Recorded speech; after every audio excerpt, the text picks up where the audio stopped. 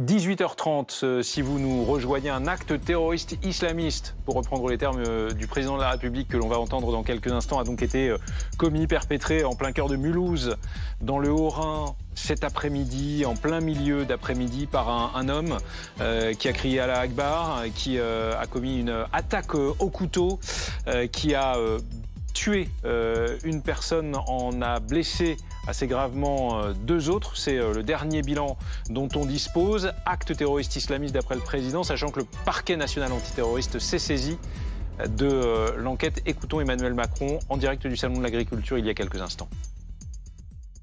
Pour d'abord exprimer mes condoléances à la famille de la victime et dire la solidarité de toute la nation pour la victime et en effet sa famille et ses proches.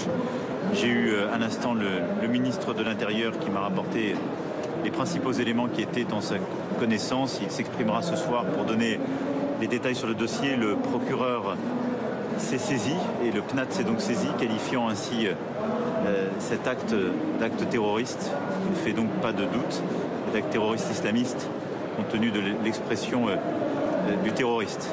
Et je veux dire ici, donc à nouveau, la solidarité de la nation à l'égard de la famille et la détermination du gouvernement et la mienne de continuer le travail qui est le nôtre depuis 8 ans pour tout faire afin d'éradiquer le terrorisme sur notre sol.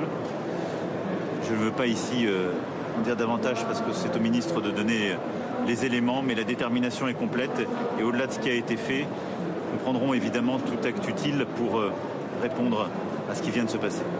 Il était donc aux alentours de 15h30 cet après-midi, Pauline, quand cet acte terroriste islamiste, comme le dit Emmanuel Macron, a été commis à Mulhouse. Oui, il était 15h43 exactement, à proximité du marché couvert de Mulhouse. Un individu de 37 ans qui agresse plusieurs policiers municipaux. C'est eux qui sont d'abord visés en criant Allahu Akbar.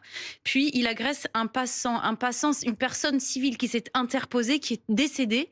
Et les 3 policiers municipaux, eux, sont blessés. L'un grièvement, puisque son pronostic vital est engagé.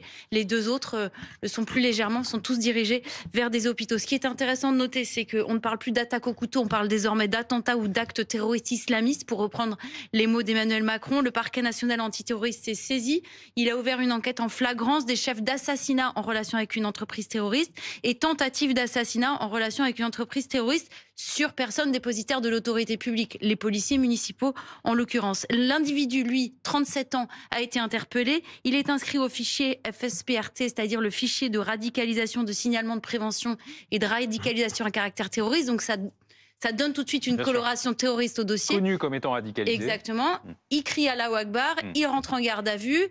96 heures de garde à vue et ensuite le dossier sera vraisemblablement rapidement judiciarisé. Ce qui est intéressant de noter, c'est que le bilan est lourd. On est en plein après-midi, un samedi à Mulhouse, à proximité d'un marché couvert. Le bilan aurait pu être encore plus considérable, si je puis dire. On compte une personne décédée, un civil et 3 policiers grièvement blessés. Bruno Retailleau, ministre de l'Intérieur, se rend sur place dans les prochaines heures. On aura évidemment l'occasion de l'entendre sur BFM TV. Naturellement, j'imagine qu'il apportera des précisions sur les circonstances de l'attaque, sur les circonstances de l'interpellation du suspect, sur le profil de cet homme de 37 ans connu comme étant radicalisé.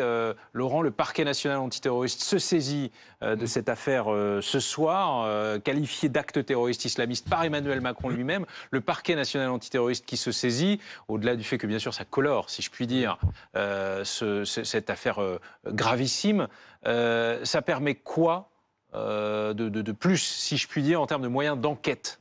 Déjà, s'il est vivant, ça va permettre d'enquêter sur lui. Et puis surtout, vous savez, c'est toujours l'inquiétude qu'ont les enquêteurs face à ce genre de situation, d'acte. C'est est-ce qu'on a affaire à un individu totalement isolé, radicalisé dans son coin, tout seul? Bon. Est-ce qu'on va circonscrire un peu? Déjà, rien que pour savoir cela, on dispose de beaucoup plus de temps de garde à vue. Exactement.